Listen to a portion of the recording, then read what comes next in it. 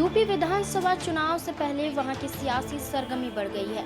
ऐसे में बाहुबली नेता और पूर्व सांसद अतीक अहमद और उनकी पत्नी शाइस्ता परवीन ने असदुद्दीन ओवैसी की मौजूदगी में एआईएमआईएम की सदस्यता ले ली है।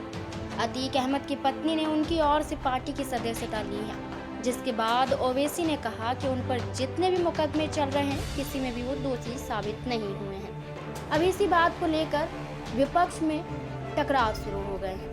भारतीय जनता पार्टी और एआईएमआईएम के प्रवक्ता आपस में बहस करने जुट गए हैं।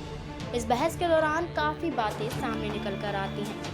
आपको बता दें, इसी मुद्दे को लेकर बीजेपी प्रवक्ता कहते हैं कि साध्वी प्रज्ञा पर आतंकवादी होने का आरोप नहीं है। इसी दौरान उन पर पलटवार करते हुए वारिस पठान ने भी कहा कि अतीक अहमद पर कोई केस नहीं है। वहीं आपको ये भी बता दें कि बीजेपी प्रवक्ता ये भी कहते हुए दिखाई दिए कि प्रज्ञा सिंह ठाकुर के ऊपर आतंकवादी संबंधित कोई आरोप लगाया गया था जो चार्जशीट पर फ्रेम हुआ है, ऐसा सवाल पूछा गया।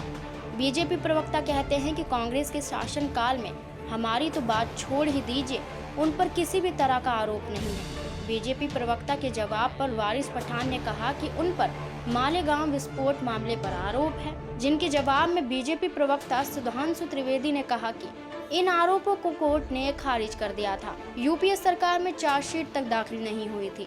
इसी बात पर दोनों नेता आपस में उलझते हुए दिखाई पड़े, जिसके बाद वारिस पठान ने सुधांशु त्रिवेदी से पूछा कि अतीक अहमद पर कौन सा केस है, जरा बताइए। उन पर भी कोई आरोप नहीं है। वारिस पठान की बात पर सुधांशु त्रिवेदी ने पलटवार करते हुए कहा कि अतीक अहमद और मुख्तार अंसारी की इतनी शिद्दत के साथ तरफदारी कर रहे हैं। अरे आप उत्तर प्रदेश में चुनाव लड़ने आए हैं, यूपी में एक से बढ़कर एक महान मुसलमान हुए, आप उनके घर गए। उन्होंने वारिस पठान को बताते हुए कहा कि इन सब में किसी के घर नहीं गए और यहाँ पर छाती पीट कर कह रहे हैं कि उन पर कोई केस नहीं है।